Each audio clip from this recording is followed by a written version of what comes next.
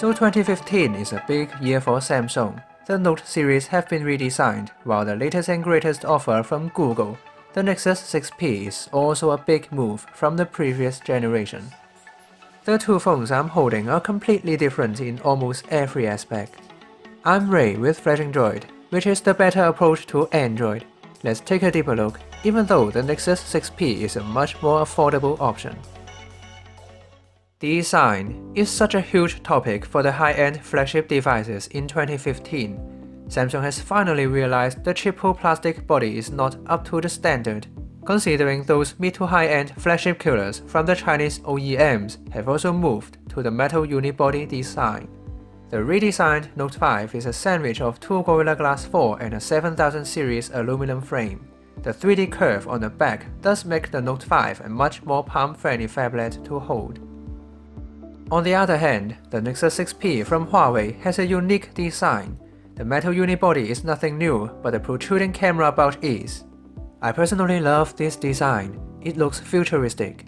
The overall build quality is also up to the premium standard. However, it is not as refined as the Note 5. There is a plastic frame between the glass panel and the metal body. Nonetheless, beauty is in the eye of the beholder. It depends on whether you prefer a luxury accessory or a cool, sturdy-looking design. And yes, the fingerprint sensor, the one on the Nexus 6P, is placed on the back compared to the conventional Samsung home arrangement on the Note 5. The Nexus 6P has one of the most responsive sensors I've tested, and just see how far the Note 5 is left behind.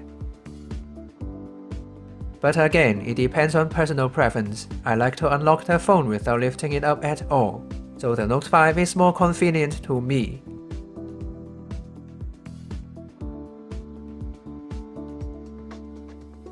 Luckily, Google is smart enough to fulfill those people who have this kind of habit with the Ambient Display, so I can check the notifications without touching anything, except the phone itself, obviously. Speaking of the experience, the Nexus 6P ships with a Snapdragon 810 processor with 3GB of RAM, while the Note 5 is maxed out on the spec sheet, the Exynos 7420 processor with 4GB of RAM, faster ROM storage with UFS 2.0 technology. Meanwhile, both of the devices comes with a 5.7 inches Quad HD Super AMOLED screen, as well as up to 128GB of storage without microSD expansion. And here it is, the benchmark results. Even though the Note 5 takes the edge on the benchmark softwares, the day-to-day performance, however, it is the best money can buy on both of the devices. The Nexus 6P is just flying on the marshmallow.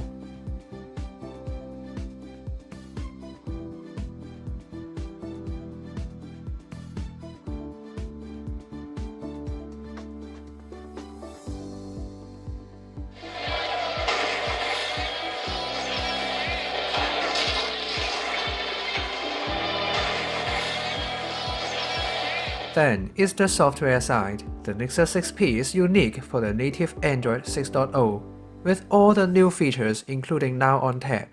And feel free to click the information card to learn more. The Note 5 in contrast, the S Pen is more features packed than ever. The screen of memo is handy when you have nothing to write on but you have something to jot down. Hovering control as well as the scroll capture on the screen right is such an ideal function to have with the S Pen. Last but certainly not least, multi-window together with floating windows. Now, it's time for the cameras. Both the Note 5 and the Nexus 6P features a Sony sensor, but the resolution on the Nexus 6P is significantly lower with 12 megapixels, compared to the 16 megapixels shooter on the Note 5. Looking at the pictures side by side, however, you will notice the lower resolution does not affect the image quality at all. Considering 12 megapixels is not a low value, but it results in much larger pixel size with 1.55 micron, which help bring in more light under low light condition, and both the Note 5 and the Nexus 6P is the king for shooting light photos. I was totally amazed by the camera on the Nexus 6P. It provides as much details as the Note 5, while it handles the dynamic range even better under broad daylight. So I can draw the conclusion. The camera on the Nexus 6P produces similar quality photos as the Note 5, while in some cases, the Nexus 6P even outperforms the Note 5. But I have to pay extra attention to keep my hand still during taking the photos. and the videos are a bit more shaky due to the lack of OIS. I will give it a tie for the camera section. So, being a flagship device, the quality of the display is exceptionally crucial as it's the part we use the most frequent. And I'm glad to say both the Note 5 and the Nexus 6P has one of the best displays out there. With the Super AMOLED technology, black is black, and the viewing angle is great. In the meantime, I can notice some differences between the two displays. The Note 5 has a more accurate white point, with a higher maximum and the lower minimum brightness. Unluckily, the display on the Nexus 6P is more or less on the greenish side, not a huge difference though. I would say the display on the Note 5 has a little advantage. Well, the dual front firing speakers on the Nexus 6P outperforms the Note 5 without a doubt. It offers similar volumes as the Note 5, but with more bass and clarity.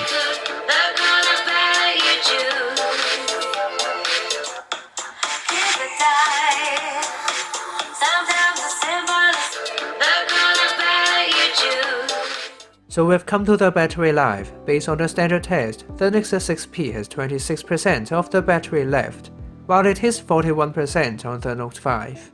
After 4 hours YouTube videos play back with the highest screen brightness. Before I make the conclusion, we should really appreciate how Google brings a premium device to a more affordable price tag. But now we are looking for the best of the best. The Note 5 has the more refined design and a slightly better build quality. For the processing power as well as the multitasking capability, the Note 5 takes the edge. The display is also a bit more pleasing to the eyes. Not a huge difference, the Nexus 6P is just slightly behind in all the aspects I mentioned. But hey, we saved the money, but it's still getting the best camera, speakers, and the latest build of Android.